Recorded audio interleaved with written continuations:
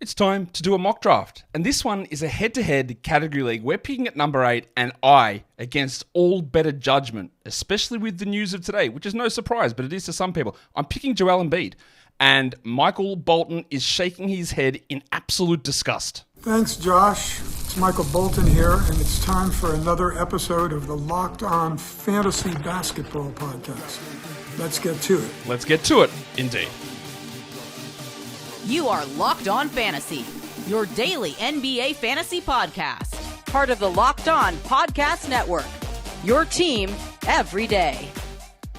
Hello and welcome to the Locked On Fantasy Basketball Podcast, brought to you by Basketball Monster. My name is Josh Lloyd, and in order for you to continue listening to this podcast, I'm going to need you to perform an interpretive dance for me. Just send it through to me.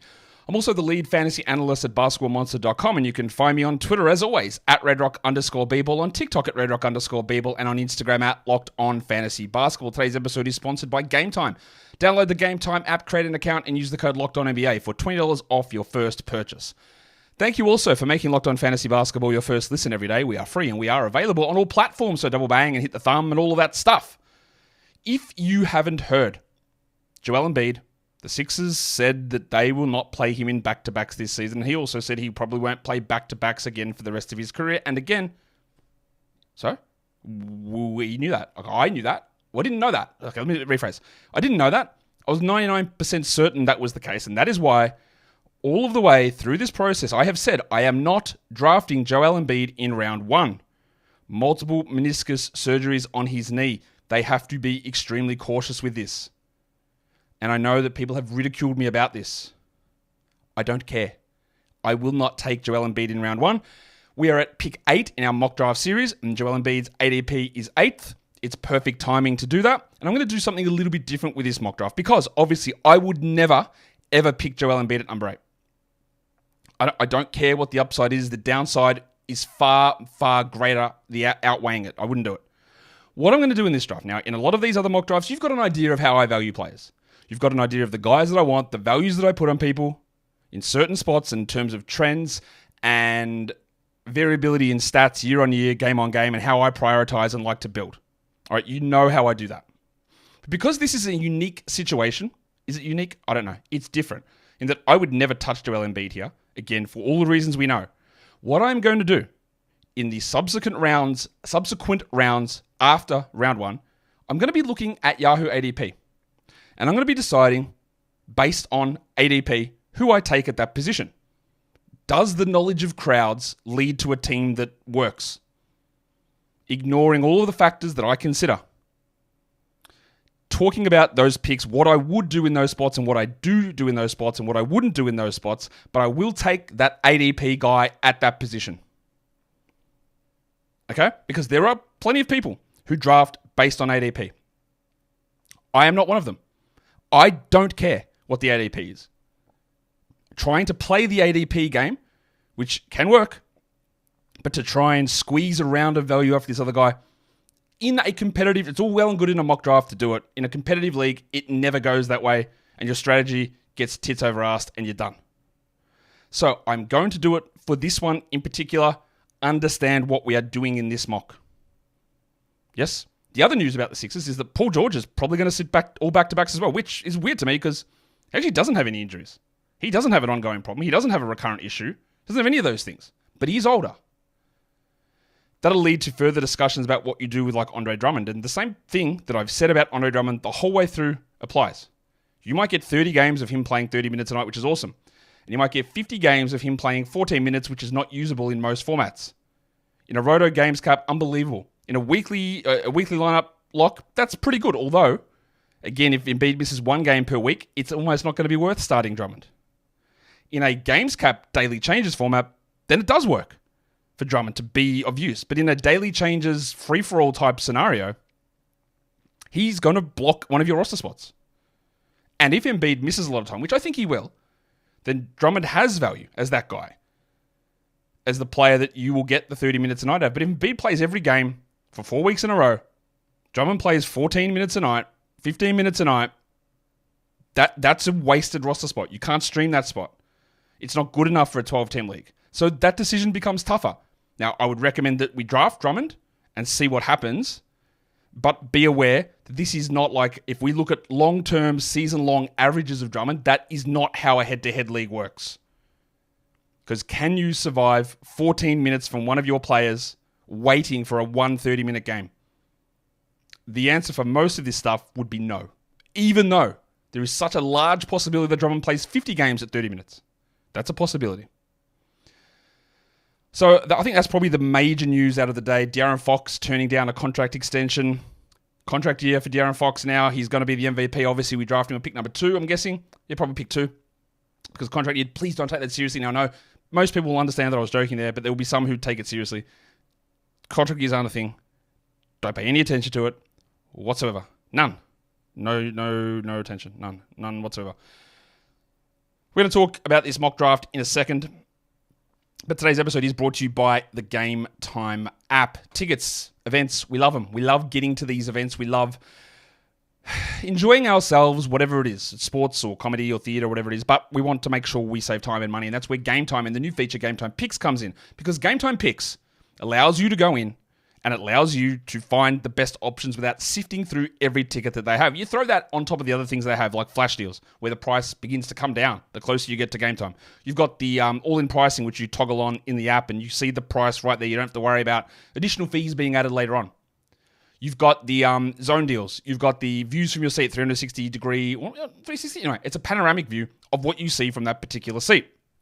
So, take the guesswork out of buying tickets with Game Time and download the Game Time app. Create an account, download the app, use the code LOCKEDONNBA for $20 off your first purchase. Terms apply. Again, create the account, use the code LOCKEDONNBA for $20 off your first purchase. Download Game Time today. What time is it? Game time.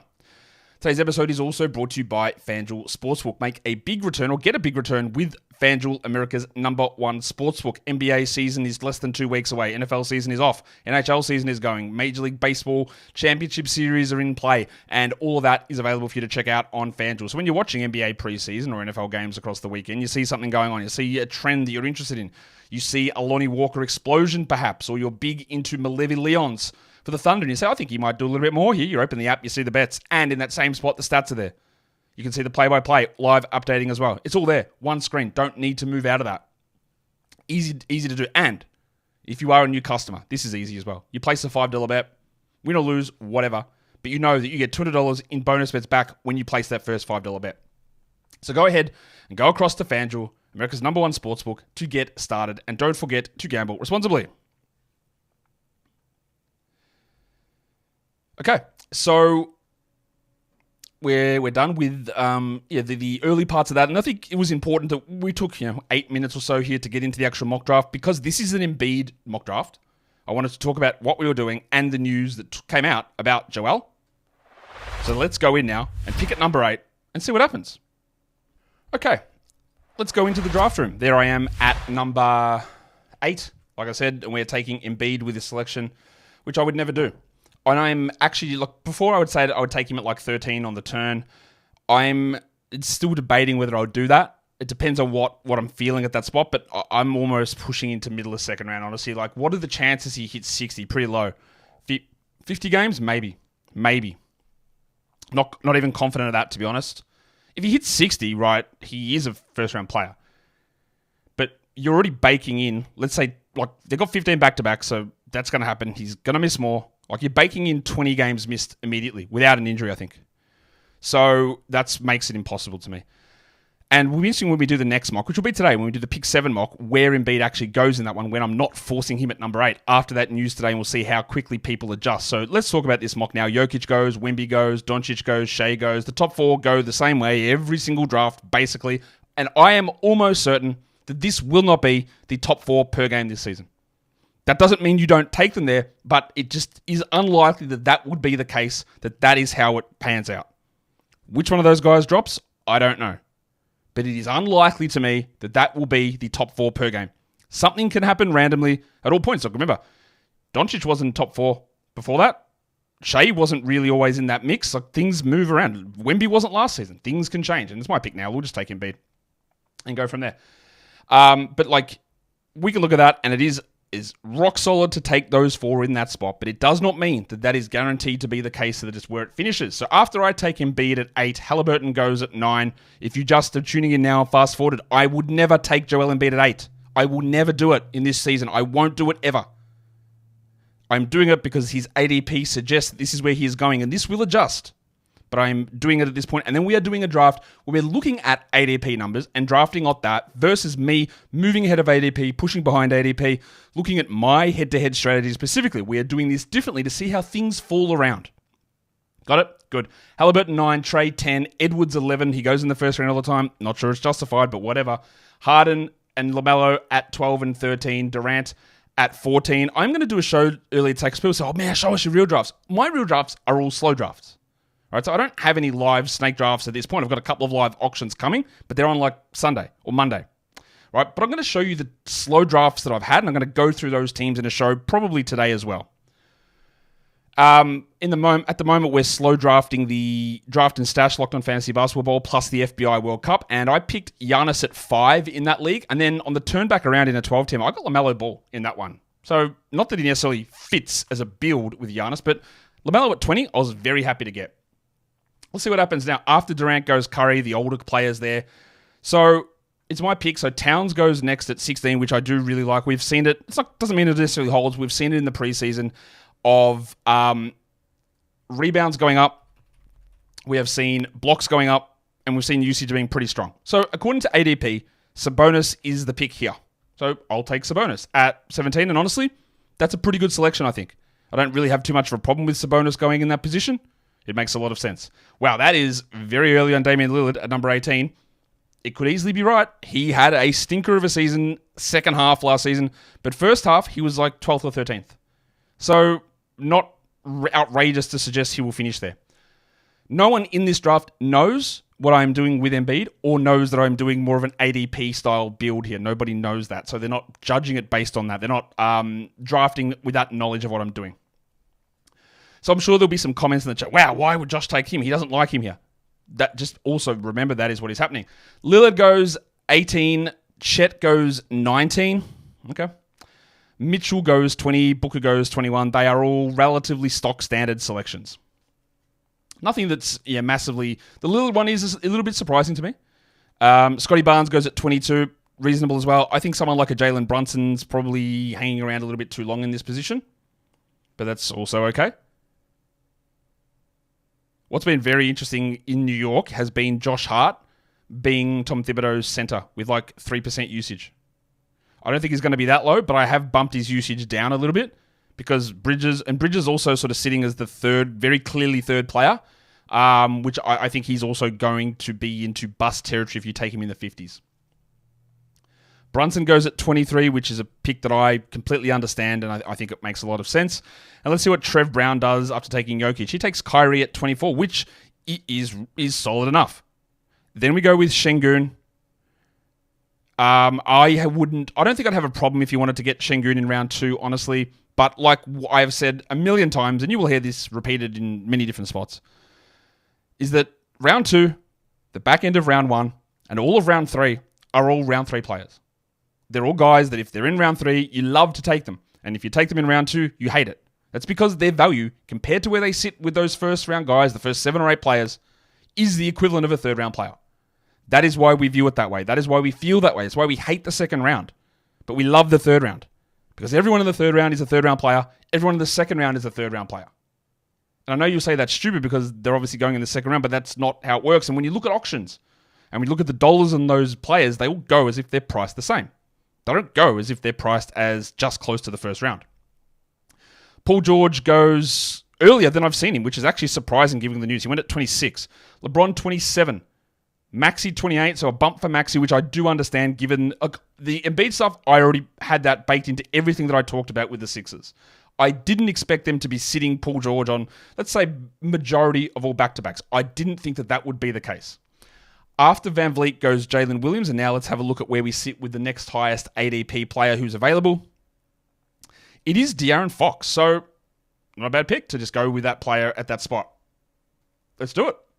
I think Fox in that area at pick 32 makes a pretty good chunk of sense. And this is, again, you will get the question. You will hyper-focus. You will try to find the information. You will sit there and figure, not you, but you. For some 90% of you, this isn't you, but for some of it is. And you'll sit there and you go, man, what do I do? What do I do at pick 5? What do I do at 4? Man, I've got these guys. Don't worry. It's very hard to go wrong. What do I do with my pairing on the way back around? Don't worry. It's very hard to go wrong. The decisions all come if you start to make a wild choice where you move someone 40 spots ahead of where I think they're going to fall or where they do fall or whatever. That's where problems come in versus, well, he was 30th and I think he's 32nd. Or not really sure. Do whatever. Right? Within reason, we look for builds and scarcity and all that stuff plays in. But a hyper-fixation, a hyper-focus on something where the end result payout difference is so small is, I think, detrimental to your overall fantasy build. But it's fun to do that because they are the best players. So it's fun to discuss that. But if I took De'Aaron Fox or Ja Morant or Evan Mobley or Jalen Williams or Fred VanVleet or Bam Adebayo or Tyrese Maxey or DeJounte Murray at that pick, I'm all good. I'm all good either way. Speaking of Bam, he is taking 1 million threes. And by 1 million, this man took about 0.3 a game last season. He's up to 3.5 in the preseason.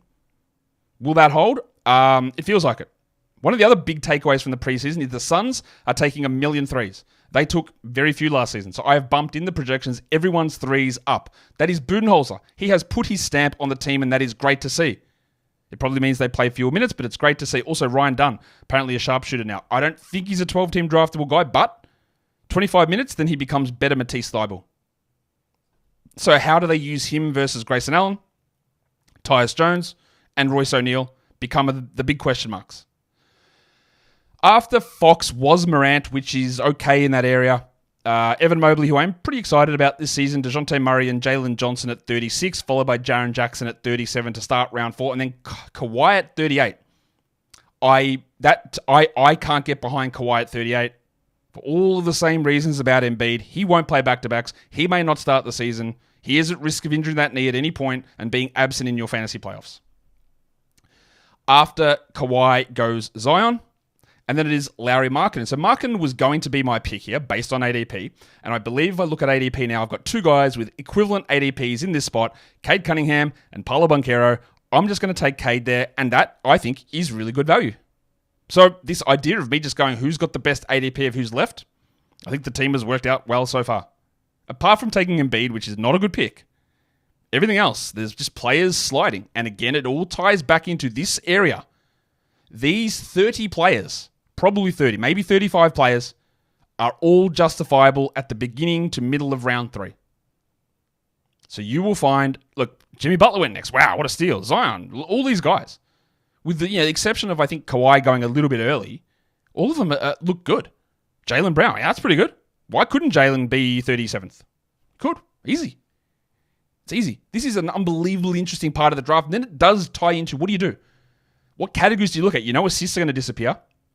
You know there's going to be a big man run starting very soon with Gobert, Turner, Jarrett Allen, Jalen Duren, Vooch, Ayton, Claxton. They're all going to start to come off the board. So if you want to start looking at rebounds, you need, and blocks and that sort of stuff, you need to be doing it now because they're going to fly. And if you're sitting positioned at an end of a draft, end of a round, you put yourself in a position where you're waiting 24 picks and 10 centers could go off the board here. Much like all of those guards going in round 3. After Jaylen Brown goes quickly, Derek White and Bane, another bunch of guards. You see so many guards. That's 6 guards in a row. And I will count Jimmy and Jaylen Brown as guards because they do get, well, not less so Jaylen, but they do get like point guard-ish type of assists. And that is a massive run on assists there. And now we will start to see, I believe, surprise Paul hasn't gone. We will start to see rebounds, blocks, field goals start to go off the board. And we just kicked it off with Miles Turner at 47. So the run will begin. I don't know who'll be next, but Gobert's going to go. Siakam's going to go. Allen, Duren, maybe not Vooch, Ayton, Claxton, maybe, depends. All in this range. I feel like I'm talking extremely loud, so I apologize if my volume's up. I don't know why it is, because I've just waited 2 hours to record a show versus me usually doing one much earlier in the day. Maybe I just had a lot of built-up energy. Darius Garland at 48. Have not seen Garland do that. If you are, by the way, a member at Basketball Monster, I have collated all of the ADPs from the 16 12-team Roto leagues that we've drafted so far. So if you want to see Roto-specific ADPs, go check them out on Basketball Monster. And I will be doing the same for the, how many have we got? Bloody 72 head-to-head leagues and the 36 points leagues. I'll be doing individual ADPs based on Locked On Fantasy Basketball Bowl, and they will be posted at Basketball Monster.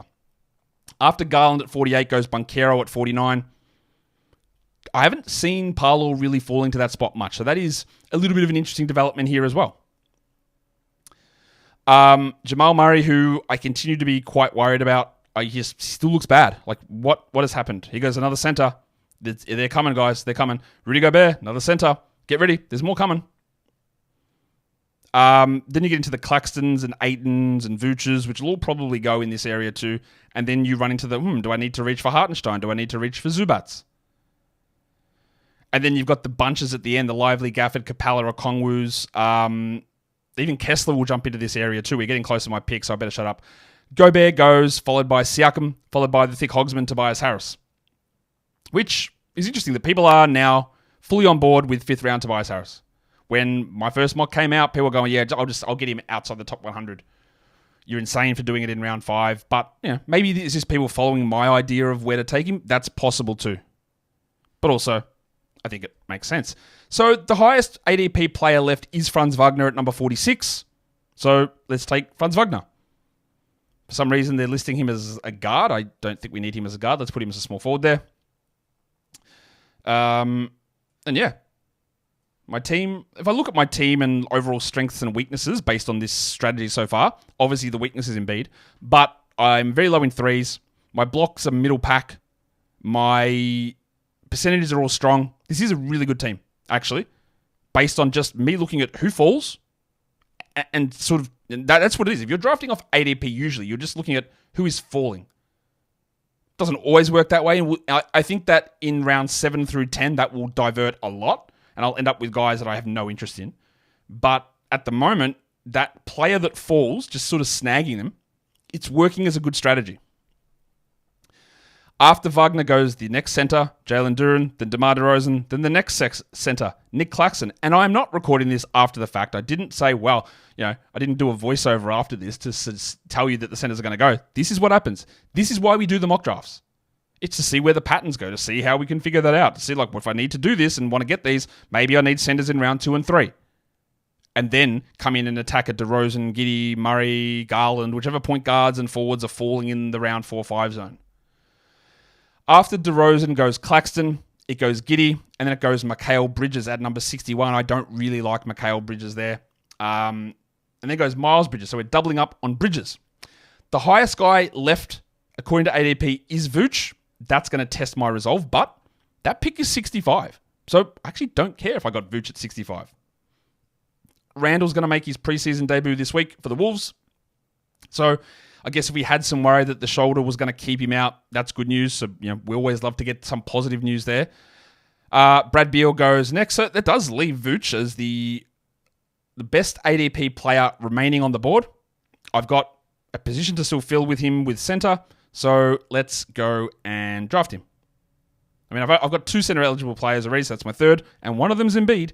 So we're not going to be hyper focusing on that. But I like that. My threes are still incredibly weak on this team, and I'm building a team that's going to end up looking very balanced across the board, more of a roto style build than a head-to-head build, I think, which is again totally okay and winnable if you understand how to play it during the season. See someone here. I knew that, Josh, have you been hacked? Again, I don't think Vucevic is a good player anymore. I don't think you should draft Vucevic in round 3 or round 4.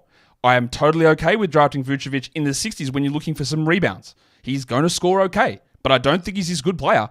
And I think I can say something, I can talk, and I can laugh, but I think that I'm relatively clear when talking about any one of these players. About do not drafts or must drafts or how I value them. Vooch in the middle of 60s, even though I'm doing it based off ADP, is actually totally okay. Especially when we're looking to see, well, where are the centers now? Now it's Hartenstein, Zubats time. Okay. It's not about hate a player, love a player, must get, must avoid. None of that applies. Absolutely none of that applies in any draft. And if you think that that applies based on what I'm doing, again, you have misinterpreted what I'm saying all the way through this. After Vooch goes Levine. Sorry. I'm seeing that a lot. Vooch and Levine going back-to-back, the 2 Bulls guys. And Anunoby, we haven't seen OG go in that spot often. Brandon Miller and then Isaiah Hartenstein said Hartenstein's getting pushed up and up and up because of that center run. And people go, oh my God, I need a center.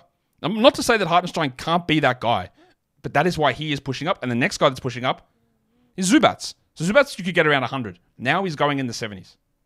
In a lot of these sort of drafts, he goes in the 70s. Your draft, you might get him at 120. And that's a great way to get a W. But he is pushing up high. I am also surprised that Jordan Poole and Cam Thomas had not gone. And then they went back to back there. At 70 and 71, usually you will see them at the start of round 6. But they went at the end of round 6. Just a slightly different way that this draft played out. Again, totally okay. Sorry, guys. So this guy took Parlour last time around. What does he do after that? Brandon Ingram. I can't say that I love the Ingram pick, but also it is okay in this spot. I just worry about how the touches play out. Does he get traded? Which is actually probably better for him. What do they do when Murphy is back? Are there just too many balls giggity to go around? Or not enough balls, actually? We start round 7. What I'm going to start to get worried about with my team, even though I've got the early boost with Embiid and scoring, is that I won't get enough points. Going by this method, I won't. Because I'm not specifically focusing the categories that I need that I know will run out versus the ones I can get later. Because ADP doesn't work that way. So see what I mean, Walker Kessler? Pushing way up. 74 now for Kessler. Locked in as a starter, I'm very sure. Feel very good. If there's a way that you could place a bet on him playing more than 23 minutes a night, I would do it. Playing 30? Probably not. But even at 74, I'm not sure that he exceeds this. It is possible. Mark Williams at 75. That's weird. He went at like 95 last time that I drafted. And Devin Vassell, the same thing keeps happening. He is getting drafted at the same spot that he would be drafted if he wasn't injured. And I don't really know why. I don't like Michael Porter there. You've heard me say that many times. So this is where things are going to start to get weird for me because I believe the top-rated player is going to be Brook Lopez, who I would absolutely never take in this spot. Never would I draft Brook Lopez here. I do still have the ability to fill that extra center in, but he is not one that I would look at this position at all. It is 30 spots too high for me. But let's see what happens. And again, we'll also throw everyone else off. Hey, there goes Zubats. We said he's pushing up 25, 30 spots. Let's take Brook Lopez. Add to the center confusion. How are people going to view that? Someone will comment in the chat, I'm sure, but that's another center gone. Does that start to push Gafford up? What do we do with Okongwu, Capella? Do people start panicking? Does someone take Alex Sarr in the next round? Does someone take Zach Edey in the next round? After Lopez goes Tyler Hero. And I think that is one of those ones where I'm not sure there's upside, but also pretty safe on that floor. Like that, it just feels like what Hero does. The other guys available here, like your Kuzma's about the right spot there. Nurk, maybe. One thing I would watch with... Well, there goes Nurk. One thing I would watch with Wizards and Valanciunas is Keyshawn George has been really good. And if they want to start Keyshawn George, that would mean that Alex Sarr has to play center, which would mean that Valanciunas comes off the bench. And then you go with Poole, Bilal, George, Kuzma, Sarr. I don't think they'll start George, but he's been very impressive. But it is worth noting, and I have not mentioned this before, I've told you that George is playing well. Everyone's frothing Keyshawn George. He's shooting 64% from 3. So it is conceivable that his shooting numbers cut in half. And then he doesn't look as good. After Nurkic goes Trey Murphy, which is quite early. Not that he's not good enough, but the team has not sorted themselves out. He's injured. It's a little early. And then Austin Reeves got auto-picked at 84. James, you're in the room, mate. What's going on? So, what's he doing? James, there you go. Colin Sexton at 86. Love it. We'll beat it per game. Will he play in March? That is the big question. I think Sexton is in for and Sexton, which is, again, one of those things that we've got to separate real life and fantasy as much as possible when we're talking. I don't like Sexton as a real life player. I don't think he's good. I don't think he leads to winning basketball. But I do know that the opportunity is there, and he's improved a lot. But the opportunity is there for him in Utah to put up really good numbers. The question just remains is, does he do it March the 10th? And I don't know. Or is it Collier and Williams and Sensible in that position? And that should be influencing your decision in things like best ball and draft and stash type formats. So Kuzma goes, then Drew Holiday. So Holiday was going to be my target in that spot. And now it's going to be Keegan Murray with that pick.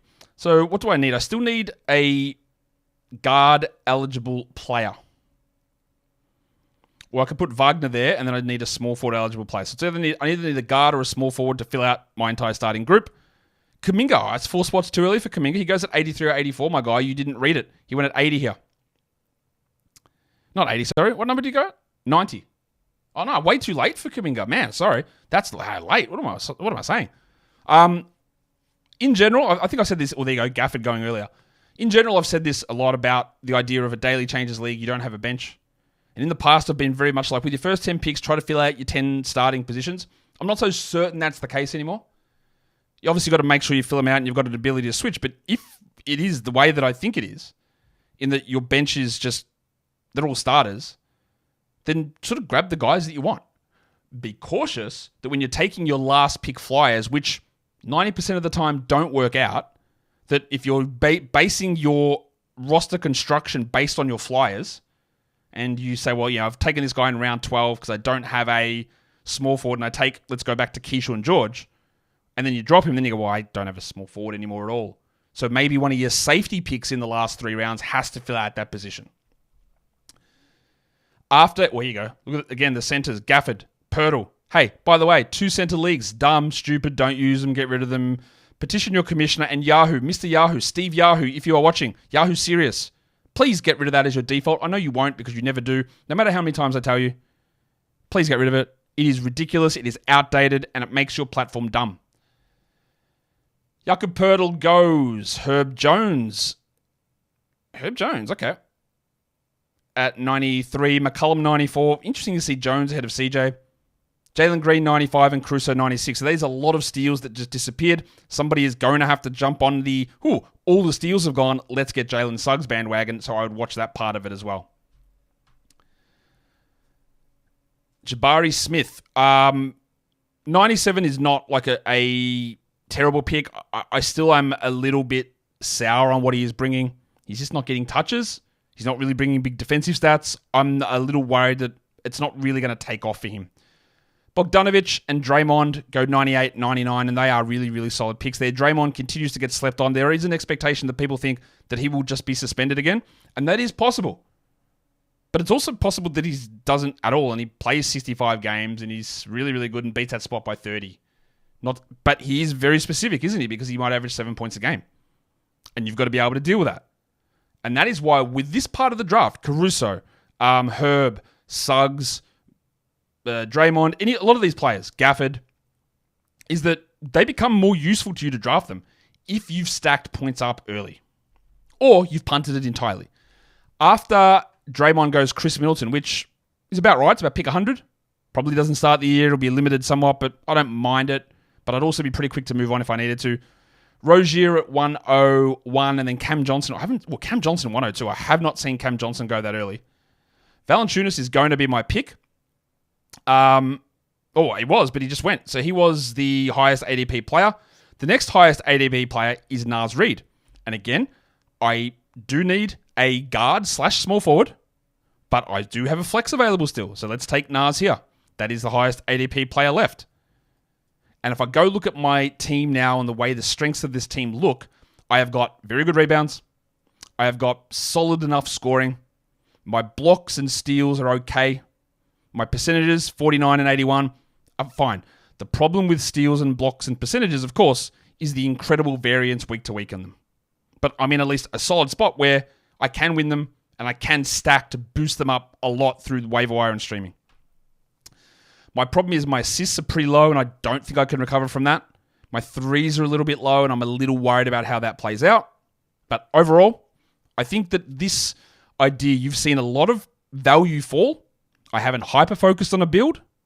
I've just said, just give me the value guys outside of, after that 6th pick of Vooch, which he was in the mix for me anyway. But I wouldn't have taken Lopez there. Keegan Murray, maybe. What pick was that? 89. Yeah, they would have been okay. Don't know if I would have done it, but it would have been okay. And I don't think I would have taken Naz Reid there, but it's totally okay to do it. After Naz goes Amen, Rowan Barrett, Chris Paul, Clint Capella, and then to start round 10, Porzingis and Sarr. So your blocks have just vanished. You still got Lively. We've still got Okongwu and Capella, but that is a lot of blocks that just disappeared. And I'm also a little surprised that Jalen Suggs lasted all the way to 111. That could be value for you there, Charles Leclerc.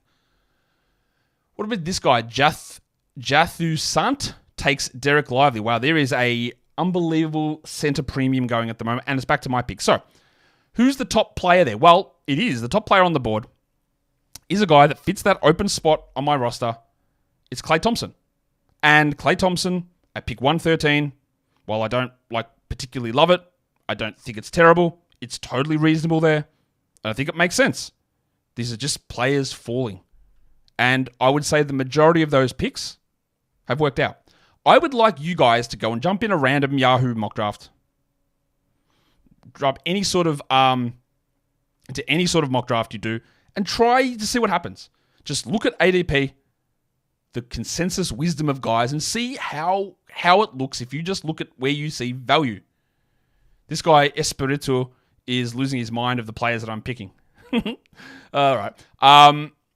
Klay, DiVincenzo, John Collins, Marcus Smart, Scoot Henderson. Also remember though, winning the projected standings is not the point of a draft. My team is winning the projected standings easily. But it's not the point of the draft. My team is still susceptible because of strengths in variance categories. My team has recovered to be pretty solid in points as others have moved away and got some really low scorers. I have not. So my team is okay there. And I am lacking in assists. And usually, if you do have a low assist team, you have a good turnover team, and you have the ability to build a strong roster. And I have got a strong roster. After Scoot at 117, Keontae goes at 118. I like it, back to back.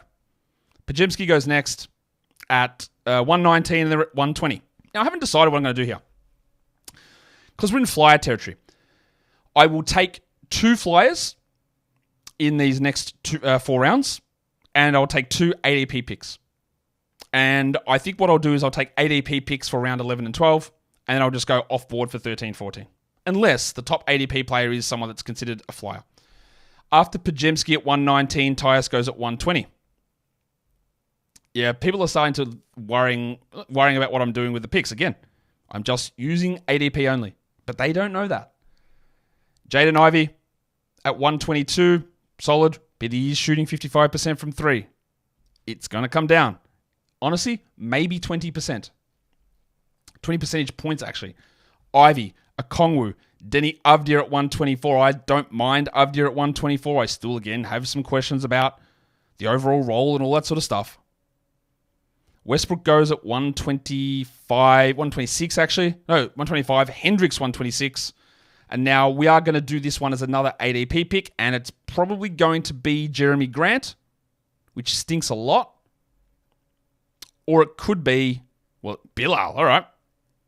127 for Bilal. Now this will be Jeremy Grant, which, again, this will make me win projected standings.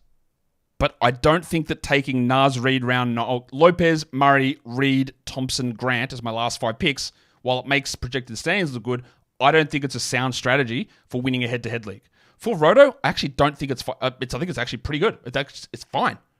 But for head-to-head, it is not a sound strategy, I don't think. Trace Jackson-Davis goes at 129, but as a general rule, you know that I've de-emphasized the focus on pairings.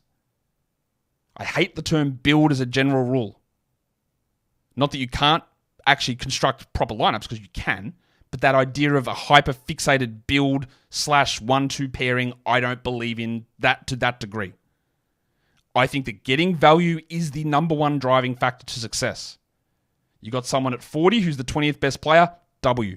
Someone at 90 who becomes 50th, unbelievable W, even if it doesn't fit your build. Searching value is key, I think. Jeremy Grant went to me, of course it went to me, at 128. Then Jackson Davis 129, Sohan 130, who I really like in these last rounds. Mike Conley after that, and then Ben Simmons at 132. Solid picks. Hard to argue with really any of that, to be honest. Look, Hendricks probably doesn't work out. Simmons probably doesn't work out. Jackson Davis may not work out. My picks might not work out. Bilal might not work out, but I think we take the flyers on them. After Simmons goes TJ McConnell, which is definitely a choice. You are building up assists and field goals. on that team. Which team is that? James M95. Tough. We'll see where that leads him. Aaron Gordon goes after that. Now, again, I am going to take 2 flyers coming up. I don't know if it's this round or not. Dyson Daniels goes. I had a dream about Dyson Daniels that he played 32 minutes a night. This is how my dreams go. That I woke up and Dyson Daniels was getting 32 a night. He averaged 15, 7, and 6 with 2.2 steals. And went, all right, that's an unbelievable player. After Daniels goes Ricochet, so 2 Hawks flyers. I like it. And you know who the player at the top of my queue is here? Another one who I would probably never take, but we're sitting here at pick 137. I'll just take Bobby Portis. And he has a real shot of returning that value at 137. Cool. It will make me win the projected standings battle, which of course earns you nothing. But it's not a bad pick. So now what I focus on in the next couple of rounds is looking where do I get the upside? Who's the player that I look at? Also, Yahoo's ADP. Why is Kevon Looney at 133? Obviously, he's only been picked in like one league. Bronny James at 136. I won't be doing that if that's the selection. After Portis goes PJ Washington, KCP, Asar Thompson, who remains unable to play, still not cleared, and I am getting very worried. T. Witch takes Andre Drummond, who would have been my guy in round 13. So that's off the board. But again, everything that I talked about with Drummond at the start. Look at your format. Look at how it works. Look at how it makes sense. How long can you hold on? And this is why also, I'm okay with taking a week 1 L in fantasy. I like to see how things settle, which teams make dumb moves. How does it all play out? Does the coach run a stupid rotation game 1 and then it reverts in game 3? Happens all the time. Versus panicking, streaming, going crazy in week 1. But then the balance of that is you will get 1 to 2 unbelievable free agency pickups, but you've got to be able to spot them. It's not Torian Prince going 8 for 8 from 3 on opening night. That's not what counts. It's other stuff, and that's where our daily shows come in. A lot of people going the safe route here. Are they just following me? Look at this round. PJ Washington, Contavious Caldwell-Pope, Asar Thompson's not really safe. Andre Drummond, Malik Monk, Dennis Schroeder. They are the projected standings winners. Who'll be totally okay with almost no upside.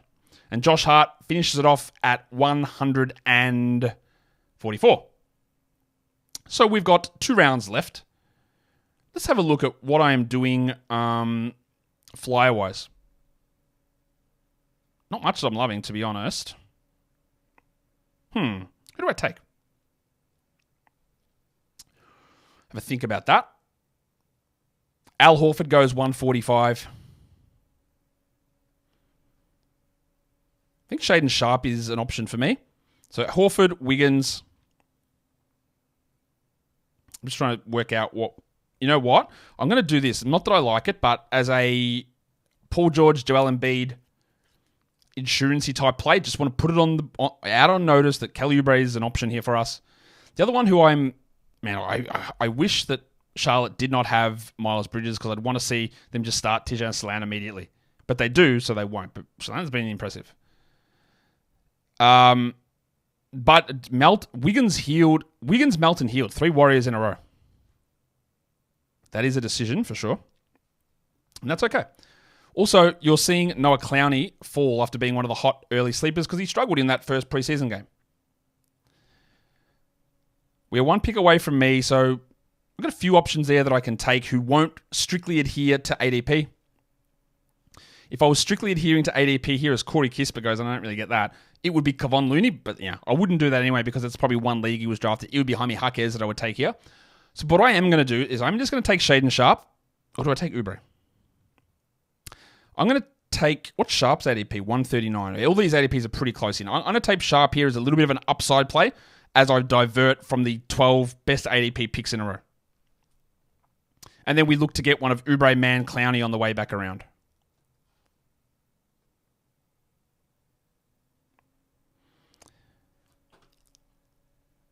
Okay.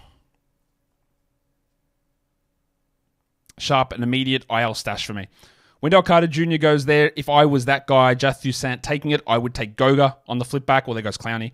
I don't know whether Carter's available for game 1, but you might get 1 or 2 games out of him. That's fine. I also think targeting a Peyton Pritchard to be an opening night stream for you is important or useful at least.